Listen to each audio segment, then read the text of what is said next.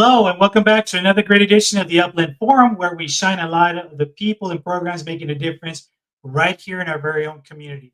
And I am very happy to have a special guest that's going to be coming on board here in a moment. But first of all, there's a couple of things I want to share with you guys very briefly that's going on in the city, just so you guys are aware, because I want to spend as much time as possible for you guys to get to know my next guest. So let me just share with you what's coming on here. So hang on a second. So if you are following us on social media for the city has just launched notable news, and it's really cool because you get to see everything that every department within the city is doing. And the way you get to it is by, let me show you this, going to the city website, going to the city manager's focus, and you can see the notable news on there as well too. Um, You can see week ending in March 27th, March 20th. So it'll give you a rundown of everything that's happening within the city from every department, police, HR, all that good stuff. I believe it's in those letters. So make sure you take a look at it. Let me know also, and I can send you guys the link directly, and we can go from there. So you can capture now everything related to the city again in this great option to have the notable news for everything. So make sure you start spreading that out so you can get up to date information on that. So my briefings for the city stuff will be very brief, and in this case, what I like to do now is bring in our very special guest. We are thrilled to feature. So here we go. Let me get her back on here. All right. All right. I'm thrilled to feature someone who brings passion, professionalism, and purpose to the stage. Jackie Donley, Director of Programs at Ovation School for the Performing Arts. Welcome. How are you? I am good, thank you. Thank you so much for having me. No, I appreciate it. And let me tell you guys, if you don't know Jackie, you will after today, even more so. And let me tell you what a trooper she is. She was just in the middle of rehearsal and jumped on this podcast on there. So we thank you for taking time to do this so people get to know you. How about that for an opener? I'm gracing you with my sweaty presence. Oh, so hey, so let's start very simple. Tell us a little bit about your role at Ovation. Tell us about you. Like, tell us a little bit of your background. um, well, I'm originally from the Washington, D.C. area. I came from a government family. I had a very different upbringing and was raised in a situation where I kind of had to learn time and place as a young child because we were going to White House events and government things that I did not understand because I was so young. But I had older sisters. We all three were very, very different. And I was very behind academically. And so arts and music became a big part of my life, as well as sports. I function here at Ovation. It was a long journey to get here, but essentially, I'm the director of programs. It's a title, right? But a lot of what I do is I'm about knowing what is going on in the kids' heads, what's going on in the world, what their passions are, what their struggles are, and how I'm going to reach them. And so I'm always paying attention to trends and what they're dealing with at home, and being grounded and real with them, but then inspiring them and doing it by example. So that's what we all do. But I do a lot of choreography, a lot of piano. I'm a composer. I'm an actress. I'm a singer. I That's what I do. wanted you to talk about, your background, because we're gonna get to the kid. We're gonna get to the school, but I want folks to know, like, what makes you who you are today, right?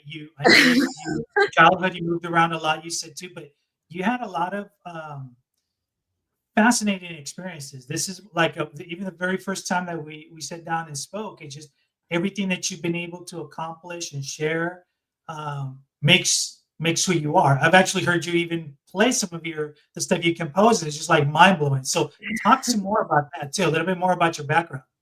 Yeah, I was really behind as a kid. They held me back in school. I took a short bus. They had me in a special needs class. I was with a speech pathologist for 6 years. I was, aside from all of my friends, they were all a year ahead of me in school. So I felt very motivated to try to be stronger and better version of myself. Also, my sisters were super accomplished. And so I just felt a little bit like the runt. Um, I would get disqualified in swim meets by my neighbor. I would, I, you know, basically missed the ball in softball for an entire season because I didn't realize that just because I throw left-handed, that I don't bat left-handed, I actually bat right-handed. And I didn't know that. So when I realized, suddenly I started hitting the ball and became a really good hitter. Um, I instinctually thought I would be a good catcher, and I was. That glove would just go up and it would be there. Uh, Swimming, once I figured it out for myself, I got really good. Uh, when I was 6 years old, I wanted to take piano. And even though I was behind in school and everything, my parents let me take it. When I did that, I think it actually corrected a lot of my academic issues. And I became a child accompanist by the time I was 9. And so I played for my third grade play, and then I played for other people, and I accompanied people on the piano. Um, I did flute and piccolo in elementary school all the way through my senior year of high school. Everything I picked up, I didn't stop. So by the time I was a senior in high school, I was in the full orchestra. I was a drum major, like a conductor, for the marching band. I was the lead in a musical at the school, and I had I was a softball player and I was a swimmer. I got up at 3:45 in the morning for my 4:30 a.m. practice that ended at 6, and would go to school from there. Um, I was really insanely busy to the point where I had a seizure in my Wow. year of high school, and I was too busy um, because I never gave anything up because I loved it. And I kept my grades up too. So I had like a B plus average. So it was like my parents had no reason not to let me do things because every time I picked something up, I kept doing it. So what happened was it put me through, um, even though I actually became an accomplished actress out of, I had a really rough college experience and I left after 2 years. And I literally was running away from the area I was in the Washington, D.C. area, and so I took all of my problems with me to California. You know, California Request, right? There we go. you're like, "Oh, well, all the problems are here, not all the problems are within you." So I came out to California, and I had some relatives out here because this is where my parents grew up. And I went to an acting studio in West Hollywood for 7 years at Stella Adler Studio, and I became a very accomplished actress. I also continued to musical direct, and I continued to play piano and all of these things. And uh, I got a really bad decade of poor health where I was nearly bedbound. And Wow. it was really pretty horrible. So I went through the whole medical system. I learned a lot. And then I was trying to learn how to take care of myself through it. But I had these giftings that I knew needed to be used and that I was meant to do them, but I didn't have a place to do them. And I found John and Becky here at Ovation because I went to an audition and they cast me in the lead of the musical, and it saved my life, honestly, um, because I was pretty run down living in West Hollywood for 7 years and going through as much as I had medically, and I was not the same person, but I was. I just had a big shell covering me up to protect me, and Ovation actually allowed me to release that and to actually show what I could really do, and then to help others get through their their stuff as they're growing up, because I experienced a lot. I really went through a lot. And so I think because I came out on the other side, it's pretty magical. So I feel so fortunate to be sitting here. And every day I'm so grateful. Like, no matter what happens, it was so bad. And West Hollywood is so nutty. It's like a circus. Oh yeah, So, for as sure. we all But let me ask you this though: what was the moment where you said, "Okay, my entire career now is going to be focused on helping the youth here in Ovation," or let's just say, take away the youth. What was that point in time that you said, "Okay, Ovation is where I want to really dedicate my time, talents, and efforts"? Well, a big thing was that I couldn't give anything up. I think that was a big thing because I'm an artist. So I didn't want to feel locked down, and I needed to know that I could stay or I could leave, and that I had really people in my court who were cheering for me no matter what successes I had. And what I found was, because I had that grace to be successful in whatever capacity that looked like, it made me want to stay, and it made me want to do it with them specifically because they're such incredible people. So I got to Upland, and John and Becky had asked me at one point if I would come teach the little kids. And I mean, man, I was at a low. And I I had actually made a New Year's resolution to stop fighting myself. And within 2 months, I met Becky and John. And then I was like, okay, I'm going to drive out there. I'm going to check out their classes. I have no idea. And it was like an hour and a half drive. I was driving from Torrance. And I showed up and I looked at the trees. It was up on 13th Street by Cable Airport. And I looked at the Okay. trees and I heard this little owl in the trees, and there was the moon. And I was like, I just looked at them and I was like, this feels right. And that That's was it. cool. Like, it was as simple as that. It just needed to feel right. And it did. So Ovation is all about developing young talent, right? Tell the audience what makes this program very unique. How does it support youth, and more importantly, um, how do you make that difference and that connection with the youth? Well, I think in order to be here, you have to be a pretty empathic person, uh, because it's all about the families, it's the children. But the only way we can help is by being good for the family as a whole, as a unit. So if we can reach the parents too, then it's going to have a positive trickle down effect. So when I look at, it's always the person first. That's a big difference. Um, I had a hard time working for places that felt too corporate. So that was one thing. So I needed to, if it felt right, people thought I was like, they would hear me talk about Ovation. They'd be like, wow, you're really good at selling that. And I was like, well, I'm not really selling Ovation. I believe this. And that makes it easy for me to talk about with people, to encourage people to come here and just try it out, because each individual has a need. And when I met you, or when I met the rest of the council, when I met individuals in the city, I was like, this is amazing. Like, everyone's working together.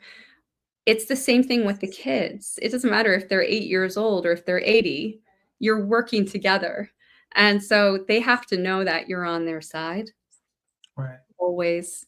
And I try to be as honest as I can with them, appropriately, but honest with them, because then Right. they can have more perspective, um, so that their emotions don't always cloud their judgment, and they actually become more of the director producer mentality, and they understand hierarchy, but they're also a part of the product. So Ovation is not us; it's a product that has happened because we've influenced them to be the best version of themselves. Uh, so when I talk to people, I think the biggest thing is I'm very open about my flaws because we're very flawed individuals, and I laugh Right. about it, and then they laugh about theirs, and then we talk about how incredible and talented other people are, or we admire people and we tell them when we're talking to them. We don't tell them when they've left the room. We tell them so that they can feel good in that moment. And all of those things actually make you a more well-rounded and mature uh, artist and person. And it makes them so well spoken. And I talk to them the way I would talk to you. Um, it just always put it in terms that they're going to understand and then try to raise them to the occasion. But we don't do it by level. And I think that's the biggest thing. They come in and they're with their friends. And that's the only way that they're going to grow is if they're with their friends while they're doing it. And something you also said that I think it's key that a lot of adults don't really understand is that even though you're dealing with different age groups, it's honesty is, the old saying, honesty is the best policy. Obviously, you have to put it in a way that they understand and it's appropriate for their age group, but you get so much more positive feedback from a kid, when you're talking to them at their level, when you're actually listening, right? Because most of the time, I'll always remember this going through when I was going through getting my teaching credential. There was an exercise that they did, and I'll never forget this, that they put each of my colleagues, one of us was on a chair standing up and the other one was on his knees, right? And basically, it's the scenario where this is how a kid feels. You're this tall, talking down to them, and this is how small they feel. So you have to put yourself in that perspective in order for you to really understand like what they're going through, and it's been a huge tool for me. I mean, for me, it's been all about working in continuation high schoolers, those the kids that sometimes they think that they're trouble kids, but there's you give them that light at the end of the tunnel, and it's for me it's not a challenge, but it's a great way, much like you are changing lives, for me to also give back and change those lives, right? Sometimes people give up on kids, right? People give up on people, bottom line. But I think it's up to us to kind of see that inside light that they have that most people can't recognize or can't see. And I think you're capturing that, Ovation is capturing that at a very young age, which also is really helpful. So that kind of leads me to my next question, which is, we all know, and I'm not going to keep talking about the pandemic. I think we talked about pandemics long enough, but what are trends that you are seeing now with maybe new students coming in? What are some of the things that Ovation has become that safe space, that therapy space for them, and what they're going through? Like you said, you moved to California, problems over here in California, but what is their California for them? Yeah, I think there's a lot of issues. Everything you can imagine is on the table. But I think when you look at the youngest ones and you see the first thing is the narcissism. That's inherent in toddlers.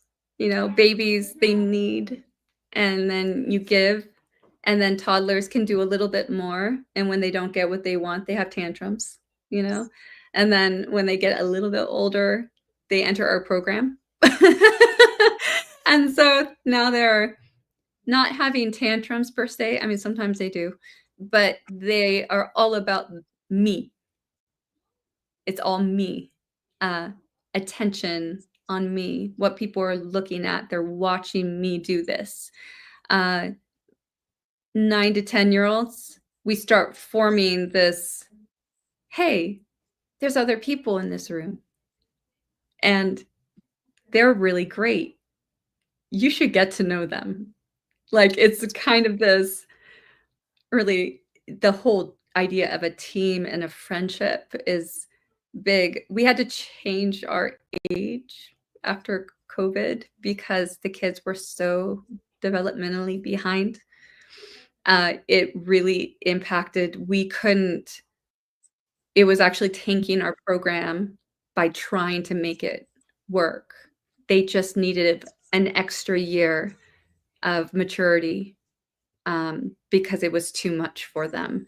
Our 9, 10, 11 through 13s, they are all more better adapted and equipped after COVID than our teenagers. Our teenagers, I think they were impacted in a technological way that has been really pretty horrible um, because they're just exposed to too much. They see everything, so we're trying to help them cope with it. But we have a no cell phone policy and all these things, but they're all on chats together, and there's not much you can do to control that situation, but all we can do is show them how we live. So they see us um, before classes. They don't just see us as a teacher in the class.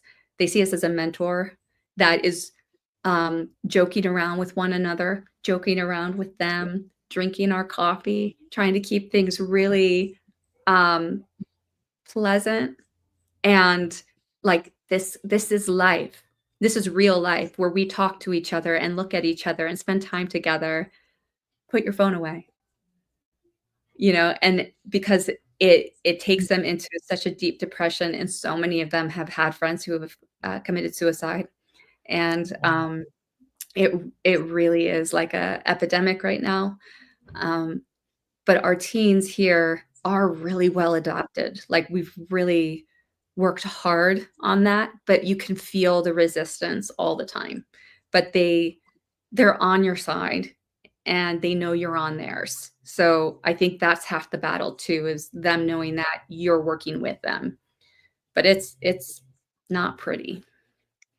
I will tell you that went through that trying to teach online with kids, and what I took away from it was the disservice that unfortunately, a lot of kids became parents overnight, Yeah. and it was them taking care of the little ones, and you can hear, taking care of baby sister, cooking for them breakfast, and this is by no means any negative on parents. Parents had to do what they had to do. Yeah.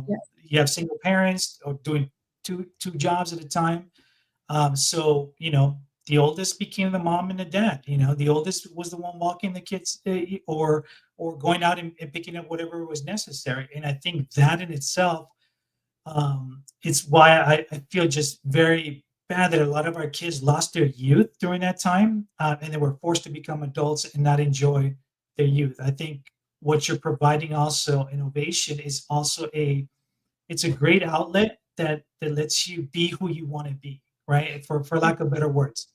And I've been at your shows. It's been very, very impactful, and that's something else I want to make sure that you touch on is, you know, what does your typical day look like? Like when you walk in the door, right? I can imagine every day you may have something in mind, but it just doesn't go that way at all, right?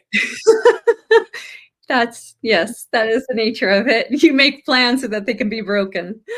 Yeah. Um, I rarely get to actually sit at my desk. A lot of the work I do at home, like later hours. Uh, a huge chunk of what I do, I'll do private piano lessons. I'll crank out some of those in the afternoons. We do a lot of outreach with people and part of chambers and uh, always looking at fundraising and our events and all of these extra meetings we need to have. But a very, very large chunk of what I do and my skill set is I could take 100 people, 100 children who've never danced before, and get them to learn a song in 45 minutes. That's my skill set. So Wow. the idea is to be able to have them on your side, for them to believe in themselves, to get inspired and get like kind of lost in their imagination while they're learning a dance that they've never seen before and connecting it to the words that mean something and then making a performance out of it that makes them feel good in 45 minutes. And that would scare the bejesus out of most people. But that is my skill set. And so a lot of what I do is I do the performance aspect of their hearts, their beings, their whole bodies, what they've taken in the music class, that improvisational aspect of their acting class, and then I put it into the show mode of what people see for different kinds of events. So I've done a concert for the Fab Four, weddings, big galas, huge events, down to like really intimate, smaller events, ones with really stellar singers who are doing a 60s kind of thing. I mean, I kind of, we need to learn Indian music. Awesome. I'm going to look up Bollywood, or, we're going to do Lion King music. We're going to look up Swahili dances. And so a lot of what I do is pull the whole school numbers uh, and get them really motivated and working together. So you talked a little bit about some of the community involvements you guys are in. I also want to make sure, folks, if you're watching, the website is there. Make sure you visit the website. Remember that they are a nonprofit helping our community, helping our kids, give them options and opportunities. So you guys need to get involved, whether it's through helping funding. So I'm reaching out to some of the businesses out there. Make sure if you're watching, make sure that you step up and help out this great cause. I know we're getting closer to the end of the show, but I wanted to make sure I put the website on there. I also wanted to ask you, and this is more a question for practical advice for parents. What advice would you give a parent who wants to support their kid's interest in music, dance, or theater? I think if they're local, I would definitely call us up just so we could, walk you through it and talk about the program that we do have, just because we do offer private instruction. We have classes where it's integrated with other students. For people who are really looking at going into the industry or anything like that, don't go into the industry. Like, be an artist, right? So there's so many different types of artists, and people connect it with just Hollywood or Broadway. There's so many aspects to it. And so really it starts with the interest of the child. And if they haven't been exposed to anything, then having a place where it's not super serious and it's a lot of fun is a good way to test the waters. Um, I think it's more about the training. A lot of the times people are like, oh, well, they could be in a show. That's great and all, but then you don't know if it's for the art or if it's for the applause. And I think Right. the art is the most important part, because that's the one that's connected to your emotional well-being and your brain improving and all the wonderful neurological things that happen from music. So having them try out a couple instruments at the store with their own hands, they know when they pick up an instrument, if it feels right, they want to play it, they pick it up, it becomes their instrument. If they want to learn voice, if they're really young, put them in a choir or a chorus. If they're a teenager, put them in private voice, because their voices are changing and they're not going to know how to work with it. If they love to dance, put them into groups where they don't have to put on costumes and get trophies. Ones where they're actually learning the art of it. Those kinds of things can come later. So you just want to aim for their well-being as a person, and all the success comes along with it just from loving it and working on it. So my next question is going to be: if folks who are listening, how do they volunteer? How do they reach out to you? How can they get involved? Yeah, I mean, we have a lot of, we're very careful on our hiring process, but we do have people who get certified by the DOJ. They'll go through a live scanning process, fingerprinting, so that if they want to volunteer around the children. But we have events where we need people to, pass out brochures or help us set up for the event or help us tear down for the event. Our gala is coming up, and we need items for our silent auction. We need philanthropists who would love to come and support something like this so that we can expand further than we already are. We're growing, and I feel like more people deserve to have something like this. Everybody kind of wanted something like Ovation when they were a kid. So I feel like we need to bring it to the masses if we can. And that's kind of the intention of bringing a gala together. So May 29th, we have one of those.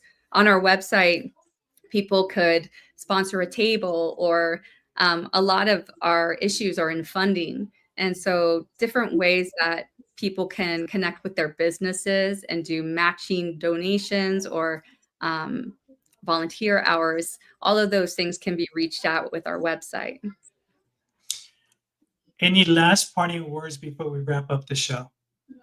I feel like I have a million other questions to ask you, but I just ran out of time. I know. um, I think all I would say is it's a big world out there, and we're so connected, and the arts, it strangely brings us together. And even if you don't think you have an ounce of artistic ability in you, you probably do, and you just haven't tapped into it. Um, we're here for all ages. It's not just for children. It's also for special needs adults. It's also for adults, and it's for families. And we'd love you to visit if you want to take a look at our place and walk through our doors. We'd love to meet you. And folks, if you didn't hear before, I had your other two colleagues with us on our original episode. So now I'm taking each of you one by one. I am going to talk to them also some additional questions about other areas that you guys do, but I wanted to make sure that people got to connect with each of you. So I want to, take this moment. It's a wrap up for us. So I want to thank you for being part of the Upland Forum. I want to thank you for everything that you're doing for the Ovation School of Music for the kids. I also want to let folks know, if you were inspired by today's conversation, be sure that you are following Ovation, the website is on there. Support the local arts program, support Ovation, and share this episode with someone who believes in the power of creativity, right? I'm a huge supporter of that. So thank you guys for tuning in. And as always, we'll see you next Wednesday again on the Upland Forum. And again, Jackie, thanks so much for being here today. Thank you, Carlos.